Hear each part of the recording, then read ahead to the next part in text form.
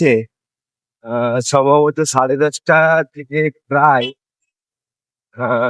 10:45।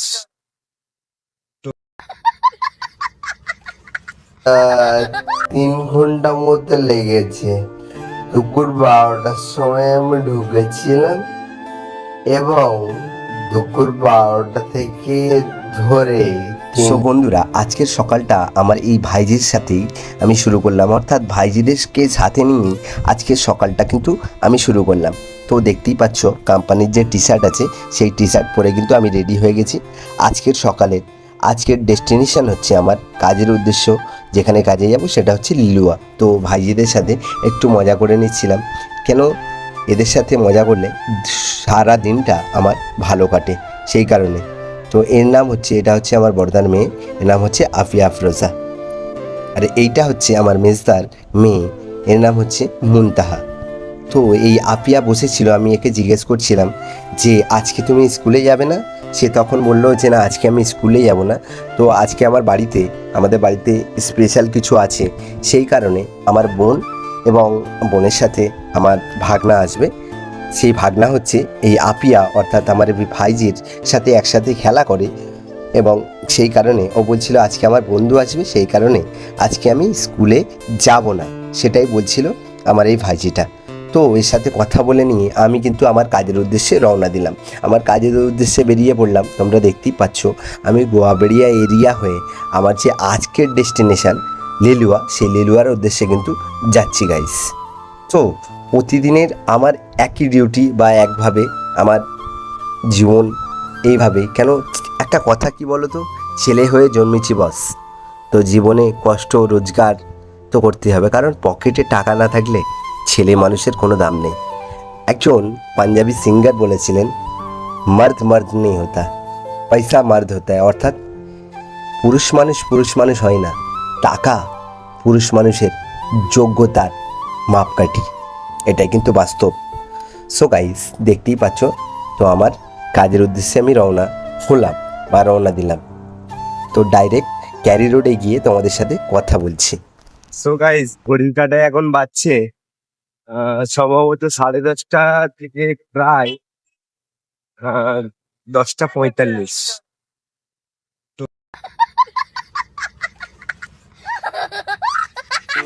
So guys, তোমরা যে ভিডিওটা দেখলে, আমি ভিডিও করতে করতে আসছিলাম এবং পেছনে একজন দাদা হাই করছে, কিন্তু আমি সত্যিকারে বলতে আমি যখন ভিডিও বানাচ্ছিলাম, আমি জানি না, আমি যখন এডিটিং করতে বসেছি ভিডিওটা, তখন দেখলাম সেই দাদা হাই করেছে, আমি জানতামই না, কিন্তু দেখেও নিজের ভালো লাগলে। তো এই দেখতে পাচ্ছ 100 ফুট হয়ে এই যাচ্ছি একেবারে ক্যারি রোড।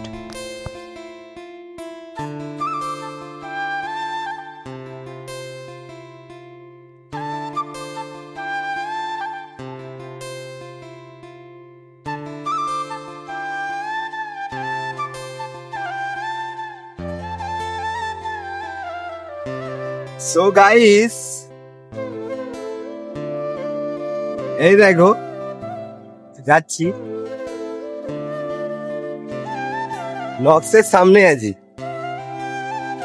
একেবারে রাস্তা পুরো ফাঁকা, বুঝতে পারছো, রাস্তা পুরো ফাঁকা।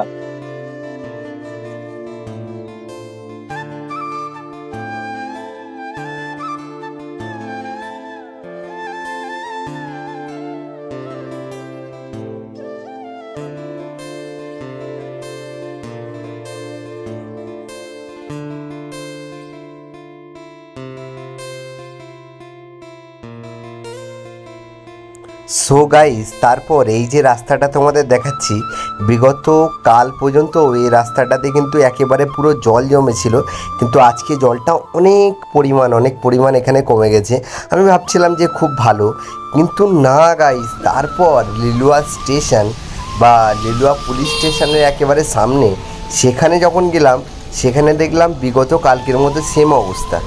এখনও পর্যন্ত ওই যে লিলুয়া পুলিশ স্টেশনের সামনে দিয়ে যে রোডটা যাচ্ছে, ওখানে এখনও জল জমে আছে। অবশেষে আমার যে আজকের যে লোকেশান ছিল, সেই লোকেশানে কিন্তু আমি পৌঁছে গেলাম। সেই লোকেশানে পৌঁছে গিয়ে তোমাদের সাথে এই কথা বলছি, এবং তারপর রেডি হয়ে নিয়ে মাথায় রুমাল বেঁধে নিয়ে একেবারে যে বিল্ডিং দেখতেই পাচ্ছ, ডি ব্লক, তো আমি বিল্ডিংয়ে মানে ফার্স্ট ফ্লোরে কাজ ছিল, সে কাজের উদ্দেশ্যে আমি বেরিয়ে গেলাম। তো কাজটাকে কমপ্লিট করে নিয়ে তারপর যখন ভিডিওটা স্টার্ট করেছি, এটা হচ্ছে লিলুয়া বাজার। তো আজকের কাজ করতে অলমোস্ট 3 ঘন্টা মতো লেগেছে। দুপুর 12টার সময় আমি ঢুকেছিলাম এবং দুপুর 12টা থেকে ধরে 3টে পর্যন্ত কাজ করলাম। 3টে পর্যন্ত কাজ করে যথেষ্ট কিন্তু একটা ভালো পরিমাণে আর্নিং হয়েছে। গাইস কাজ থেকে ফিরছি, মানে এখন বর্তমানে লিলুয়া এরিয়াতেই রয়েছে, কিন্তু আকাশের যা ওয়েদার মনে হচ্ছে আবার তোড়ের বৃষ্টি আসবে, মানে বিশাল বৃষ্টি আসবে। দেখে যা কন্ডিশন মনে হচ্ছে, ওয়েদার আস্তে আস্তে আস্তে। সো গাইস, ভাবছিলাম বৃষ্টি আসবে কিন্তু বৃষ্টি আসেনি। তারপর একটা জায়গাতে দাঁড়িয়ে, অর্থাৎ লিলুয়া থেকে এই জায়গাটা ওই শাহপুরের দিকে এসে একটু খাওয়া দাওয়া করে নিলাম। খাওয়া দাওয়া করে নিয়ে আবার বাড়ির উদ্দেশ্যে রওনা দিলাম। তো বাড়িতে চলে এলাম। যখন বাড়িতে আসার পর আজকে ছিল বাড়িতে আমাদের আখিরি 4 সোমবার। তো আখিরি 4 সোমবার উপলক্ষে করে বাড়িতে বললাম আমার দিদি আসার ছিল, দিদি এসেছিল এবং ভালো মন্দ হয়েছিল, সেটা খেলাম। খাওয়া দাওয়া করে নিয়ে একেবারে সন্ধ্যের পর ভিডিওটা আমি স্টার্ট করেছিলাম। এই দেখো আমার ভাইজিদের নিয়ে মজা করছিলাম। এই দেখো আমার ভাইজি কী করছে দেখো। সো গাইস, এই ছিল আজকের ভিডিওটি যদি ভালো লেগে থাকে লাইক, কমেন্ট, শেয়ার, সাবস্ক্রাইব করতে ভুলবেন না। দেখা হচ্ছে পরবর্তী ভিডিওতে। ততক্ষণ পর্যন্ত ভালো থাকবেন, সুস্থ থাকবেন। আশা করছি সকলে সাপোর্ট করবেন এবং যাতে আগামীতে আরও ভালো ভালো ব্লগ আপনাদেরকে উপহার দিতে পারি, সেই জন্য আমার পাশে থাকবেন। সেগুলো হচ্ছে পুচকু গ্যাং, এরা সবাই মিলে ফোন দেখতেছে। এই দেখো